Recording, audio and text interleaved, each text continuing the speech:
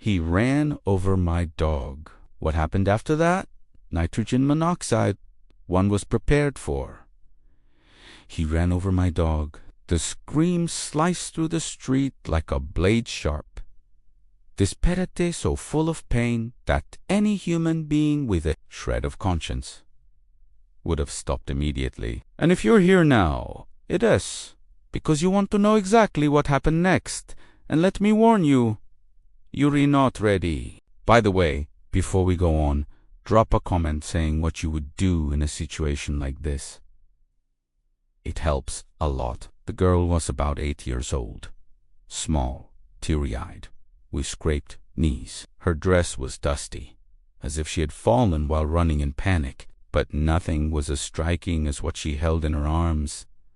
A small dog, limp, its fragile little body trembling as it tried to breathe. On the street, a black car was still running. The man behind the wheel, tall, broad-shouldered, cold-faced, looked at the girl as if she were nothing but an inconvenience. He didn't even turn the engine off. He just stuck one arm out the window and said, "Kid, it's just a dog. If it ran into the street, that's not my problem." The world stopped.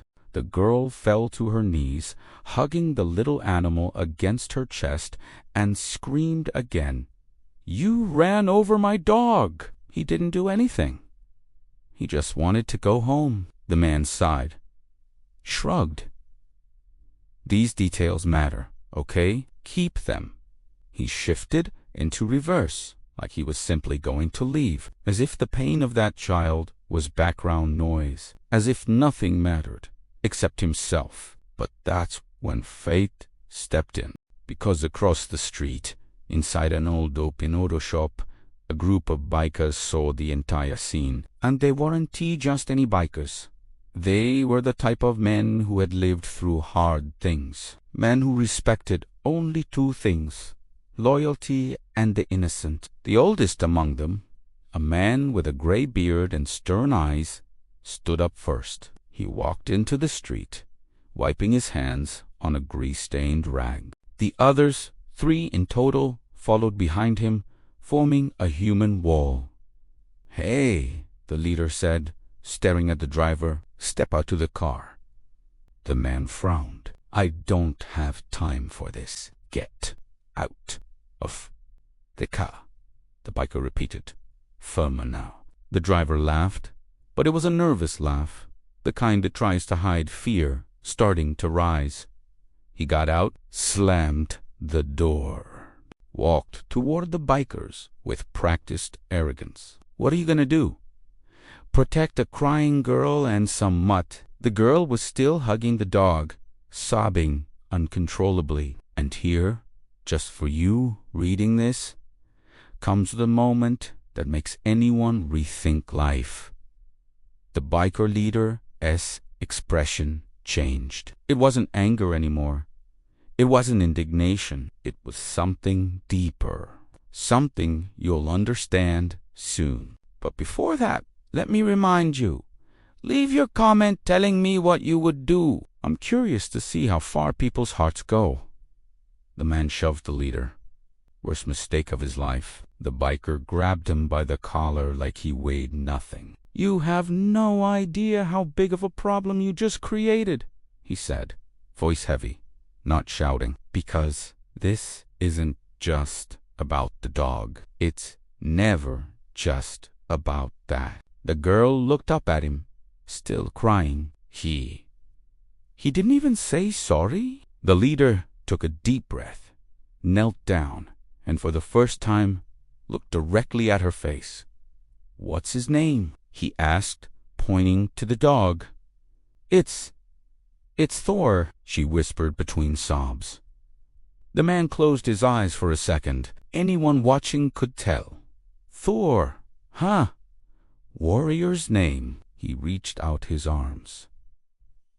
"Can I see him?" She hesitated, but handed the little dog over. The biker examined it carefully, with surprisingly gentle hands. Then he stood up slowly and looked at the driver. "You're taking this child to the vet. Right now. And you're paying for everything, every cent. You're making sure Thor walks out alive. And if he doesn't, he stepped forward. Then you deal with me. The driver tried to laugh, but his voice cracked. I don't have time. I need to.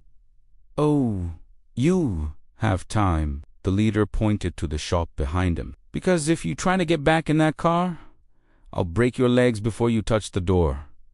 The air turned thick, but then something happened that no one expected. The plot twist: when the biker handed Thor back to the girl, she wiped her face and, for the first time, managed to look at him properly.